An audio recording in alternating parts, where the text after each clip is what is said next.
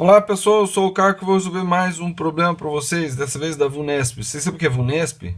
É vestibular para a Universidade Estadual Paulista, tá? Lá em São Paulo. Então, a figura mostra os gráficos das temperaturas em função do tempo de aquecimento. Então, temperatura e tempo de aquecimento.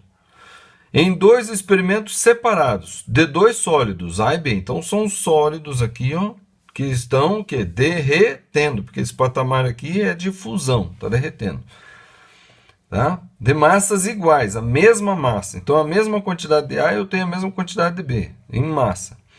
Que se liquefazem durante o processo. Liquefazer é fusão, é derreter. Tá? A taxa com que o calor é transferido no aquecimento é constante e igual nos dois casos. O que é essa taxa de calor? Essa taxa de calor é que nós temos ali um forno que está sempre a uma mesma temperatura. Então, ele está fornecendo a mesma quantidade de calor, né, por tempo. Então, passou 1 minuto, 2 minutos, 3 minutos. A cada minuto ele recebe a mesma quantidade de calor. Tá certo? Tanto para o A quanto o B. Tá? Nos dois casos. Então, a taxa de aquecimento é igual para os dois casos. Se TA e TB forem as temperaturas de fusão e LA e LB os calores latentes de fusão de A e B, respectivamente, então, compare esses valores entre si. Então, veja só. Tá? Então, é temperatura para o tempo. Então, os dois sólidos começam do zero aqui, ó, na mesma temperatura, E é fornecido para eles uma quantidade de calor até aqui, ó, igualzinha, a mesma quantidade de calor. Tá? Aí você fala assim, não, mas aqui é tempo. Sim, mas a taxa com que o calor é transferido é constante. Então, 1 minuto depois, os dois receberam a mesma quantidade de calor. O que dá para perceber logo de cara aqui? Que com a mesma quantidade de calor, o sólido A subiu a temperatura bastante. Ó. Essa aqui é a temperatura do A.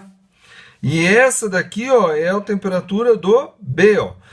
Né? Depois desse tempo aqui, ó, passado esse tempo, o B chegou nessa temperatura e o A chegou nessa temperatura. Então, isso já dá uma característica do material. Ele não está me perguntando a respeito dessa característica, então não vou falar agora.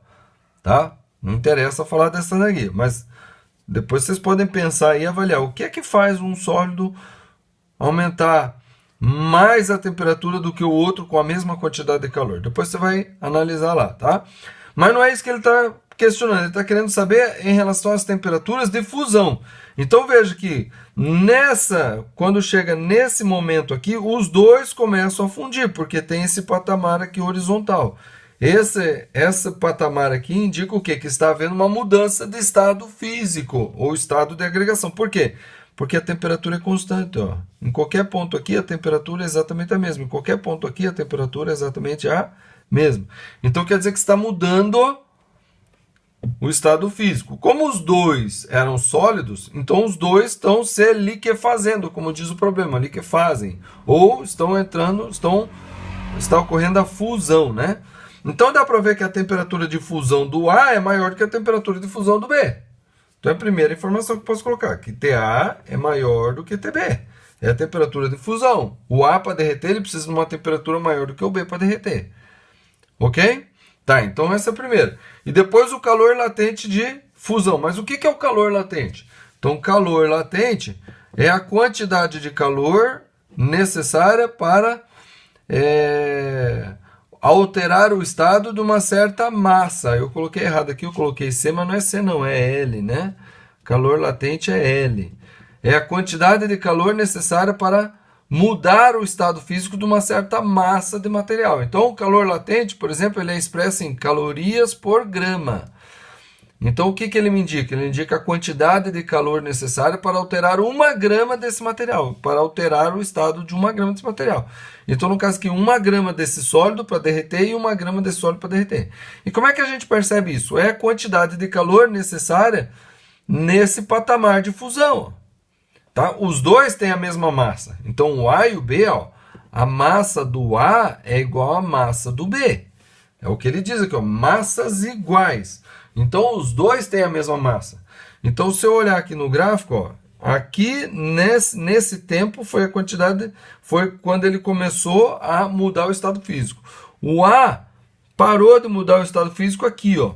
E o B parou de mudar o estado físico aqui. Então o B precisou receber até mais do que o dobro, ó. Tá vendo? Ó?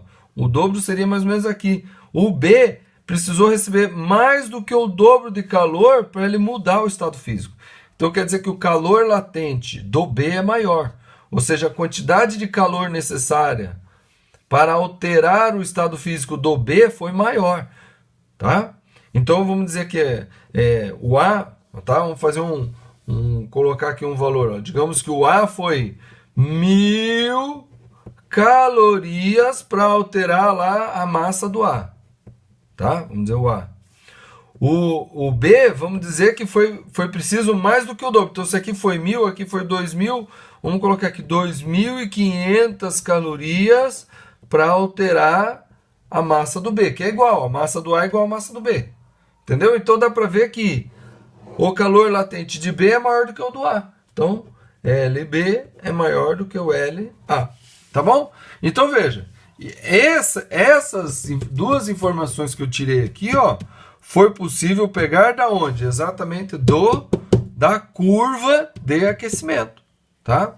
Apesar de que aqui está representando o tempo, mas ela estaria representando também a quantidade de calor, tá? Porque o tempo gasto para ocorrer isso aí implica em maior calor recebido, né? Porque ele diz, ó, taxa de calor é constante. Então, eles recebem a mesma quantidade de calor a cada intervalo de tempo. Então, o A precisou desse intervalo de tempo para derreter tudo. O B precisou desse, mais um pouco do intervalo do tempo para derreter tudo. Então, quer dizer que o calor latente em B é maior do que o calor latente em A.